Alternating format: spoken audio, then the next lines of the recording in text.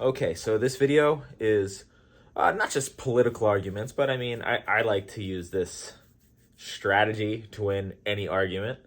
I think first we need to define what winning an argument is.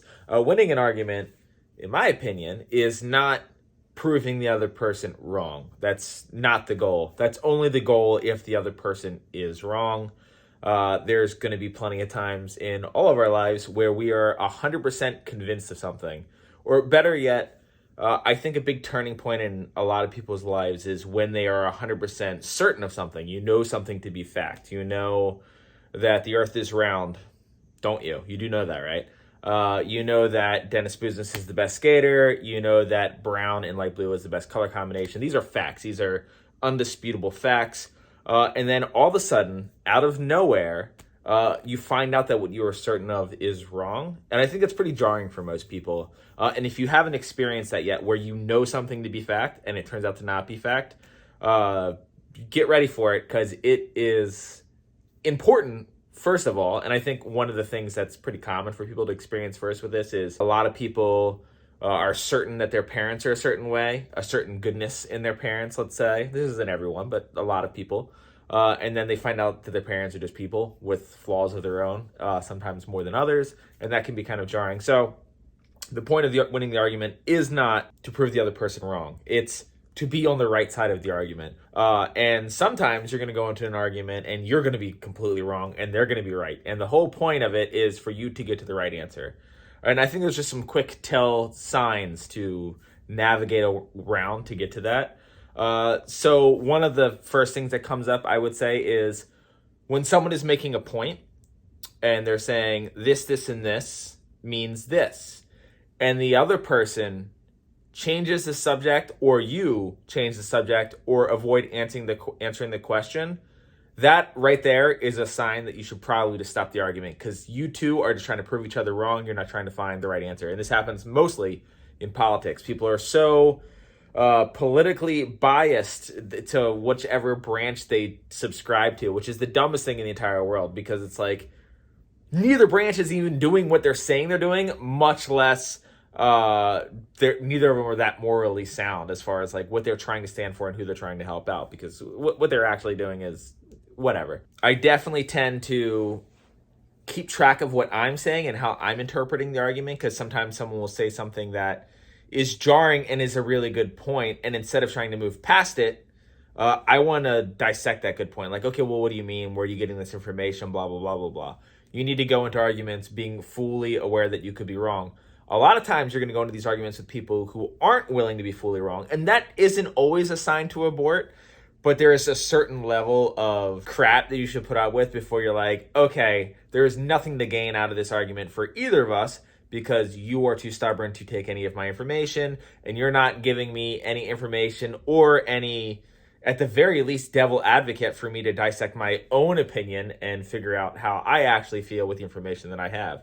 Because, I mean, I think that's how I treat a lot of arguments is they're almost like, especially when they have opposing opinions, I almost like treat them like mirrors to bounce ideas off of and hear like different views and angles of something that I'm feeling, especially when it comes to something that's about politics or racism or genders or any of the hot topics that, you know, we debate today among our friends and never publicly because you'll be crucified. And do not crucify me for using the term crucified because this religion, yay, that's another fun one. But yeah, that's a no-no to watch out for. Someone who skips over a point that you're making, or if you feel the desire to skip over their point, maybe you're not even ready to have that argument. Maybe you're too heated and emotional to have said argument. Do you find yourself talking out your ass? Because it is a really easy thing to do when discussing things such as politics, where you can really mix in some emotions and misplaced statistics to back up your argument. Like, do you find yourself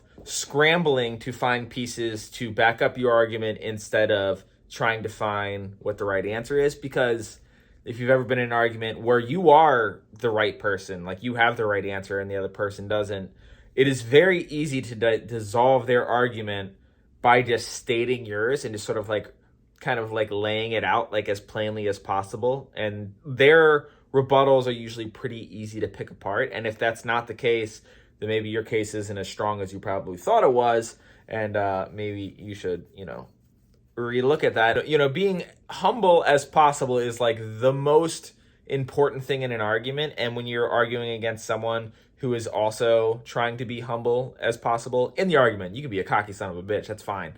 But in the argument, you need to be as humble as possible.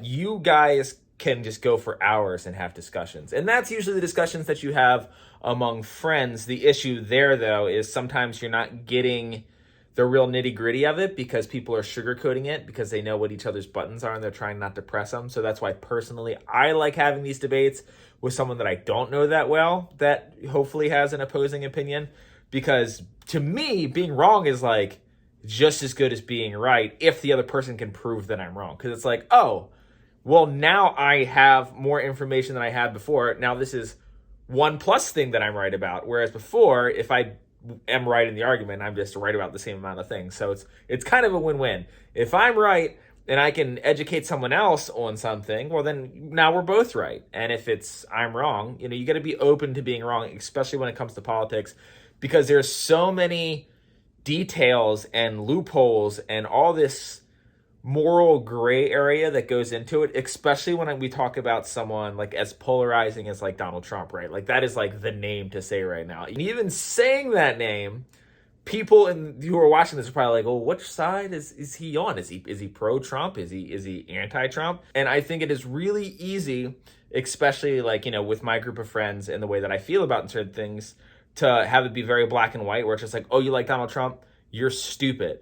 When a lot of times it's just people are getting different information from different echo chambers. I'm no different. I'm sure that a lot of the information that I have is very much skewed for me and my age group and my political preferences. But, some people like a bit of aggression. They want someone who's going to reach out and grab them by the pussy. I have, obviously like read some articles and looked into this, that, and the other, trying to figure out and get a grasp on what I'm gravitating towards. But what it really comes down to is it's such a huge spectrum to even debate politics, especially when you haven't spent your entire life studying it, which I'm assuming you and all of your friends who are watching this video have not done. That it's really hard not to get too heated because of what's on the line. I've had these arguments with people that I value, and sometimes they have political arguments where what I see as being very dangerous, if it goes through that way or the way that it's already going and they're not seeing it, doesn't necessarily make them a bad person as much as it makes them someone who is missing the picture.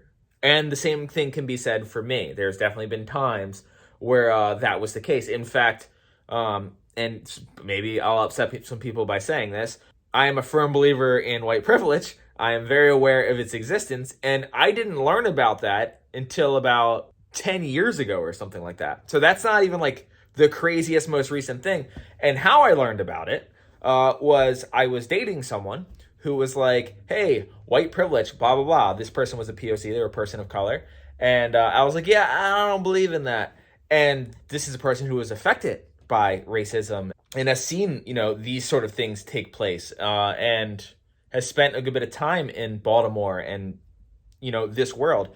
And they didn't just like, because if I was in their shoes now, it would be even hard for me to not be like, fuck you, fuck off. Like I wouldn't do that, but I would definitely, maybe have some desire to.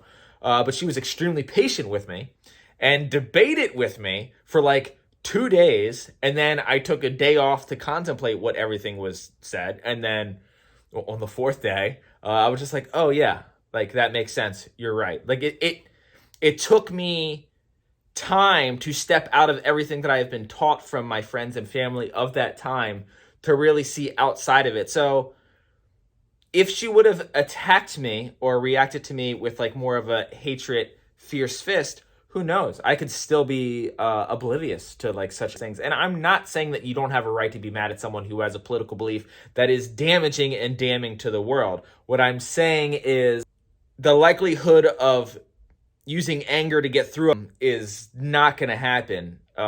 Try your hardest to work with them to help them find it. And if they can't, then they can't. And, that's an awful reality. But I think personally that is another example of winning the argument, like getting to the correct side of things. Because that's my only goal. I just want to be right. I want to be right. And if I'm wrong, I don't want to be wrong anymore. I want to be right.